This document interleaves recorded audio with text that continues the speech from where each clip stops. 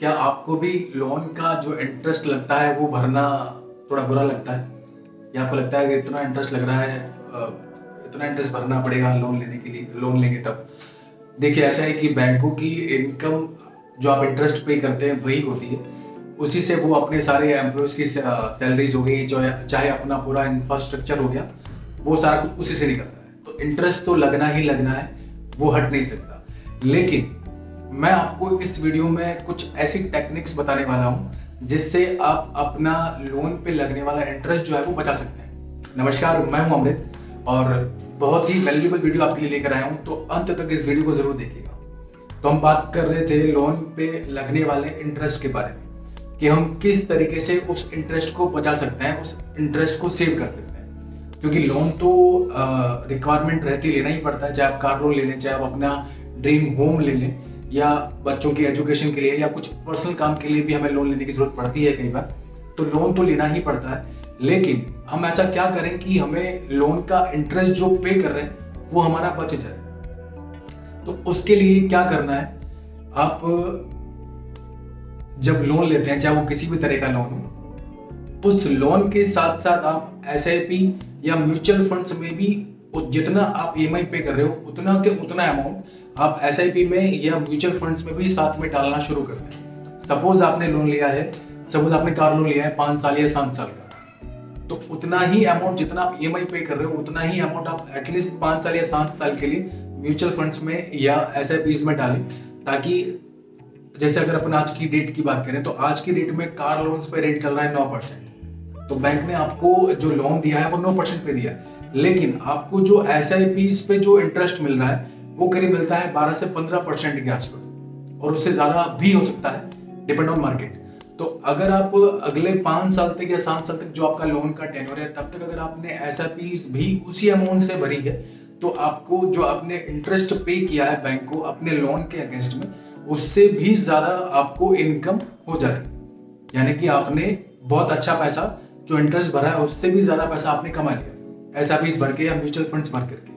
और लोन अगर ना भी लिया हो तो भी आप म्यूचुअल फंड्स या एसआईपीज में आप इन्वेस्ट करें, भले आप छोटा अमाउंट करें। मान लीजिए आप स्टूडेंट्स हैं और आपकी जो पॉकेट मनी है उसमें से आप 1000 रुपए निकाल सकते हैं, या उसमें से 25% आप एसआईपीज में डाल सकते हैं, म्यूचुअल फंड्स में डाल सकते हैं। म्यूचुअल फंड्स और एसआईपीज एक ऐसा इन्वेस्टमेंट प्लेटफॉर्म है कि जहां पे आप छोटी छोटी अमाउंट से एक बहुत बड़ा अमाउंट खड़ा कर सकते हैं लॉन्ग टर्म के अंदर।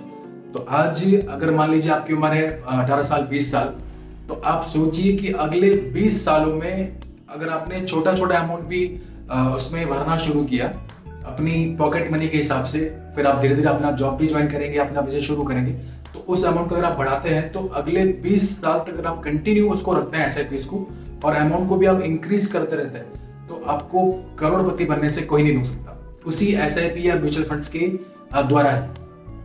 तो बहुत ही अच्छा सिस्टमैटिक इन्वेस्टमेंट प्लान होता है एसआईपी और म्यूचुअल फंड्स। इसमें आप छोटे छोटे अमाउंट से बहुत बड़ा रिटर्न ले सकते हैं। नॉर्मली क्या होता है कि लोग पैसा खर्च करते हैं डेप्रिशिएटेड एसेट पे। सपोज आपने एक कार खरीदी और आज एक एग्जांपल लेते हैं कि उस कार की वैल्यू आज की डेट में है 12 लाख रुपए या 15 लाख रुपए। उस पे आपने 5 लाख पे किया, 10 लाख का आपने लोन ले लिया। आप सोचिए कि जब आप गाड़ी खरीदते हैं उस समय सपोज गाड़ी की जो एक्स शोरूम प्राइस थी वो थी 13 लाख रुपए या 12 लाख रुपए, और ऊपर का जो 3 लाख रुपए वो करीब करीब आपका आरटीओ, इंश्योरेंस का अमाउंट और वारंटी वगैरह जो कुछ और भी एसेसरीज वगैरह थी, सबका मिला के 3 लाख रुपए खर्च आ गया। अब जिस गाड़ी की एक्स शोरूम प्राइस 12 लाख रुपए थी, उसका इंश्योरेंस जब करता है तो वो 95% पे करता है। यानी कि जब आप गाड़ी शोरूम से बाहर लेके आ रहे हैं उस समय ही 95% यानी कि 5% गाड़ी की वैल्यू कम हो गई, और जो आरटीओ, इंश्योरेंस और जो वारंटी वगैरह आपने जो पेमेंट पे किया था 3 लाख रुपए, टोटल आपने 15 लाख रुपए पे किया। उस गाड़ी की वैल्यू लेते समय ही इंश्योरेंस के अंदर करीब 11.5 लाख रुपए के आसपास होती है।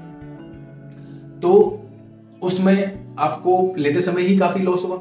उसके बाद अगर आप उस गाड़ी को 2 साल 5 साल बाद में अगर सेल भी करना चाहें, तो जिस गाड़ी को आपने 15 लाख में खरीदा था और 10 लाख का लोन लेके उस पर मान लीजिए आपने अप्रोक्सीमेटली 2 लाख का इंटरेस्ट भी पे किया, तो टोटल गाड़ी की कॉस्ट आपको पड़ी लेते समय 18 लाख रुपए की। लोन का टेन्योर मिला के अपन देखेंगे तो टोटल अपन को वो 18 लाख में गाड़ी पड़ी। लेकिन अगर उस गाड़ी को अपन सेल कर रहे हैं 5 साल बाद में, तो आपको उस गाड़ी का 6 से 7 लाख भी पूरा नहीं मिलता है 5 साल बाद में। तो ये डेप्रिसिएटेड एसेट है जो आपकी वैल्यू को कम कर रही है, डेप्रिशिएट कर रही है। लेकिन मैं नहीं कह रहा कार लेना गलत है, नहीं लेना चाहिए।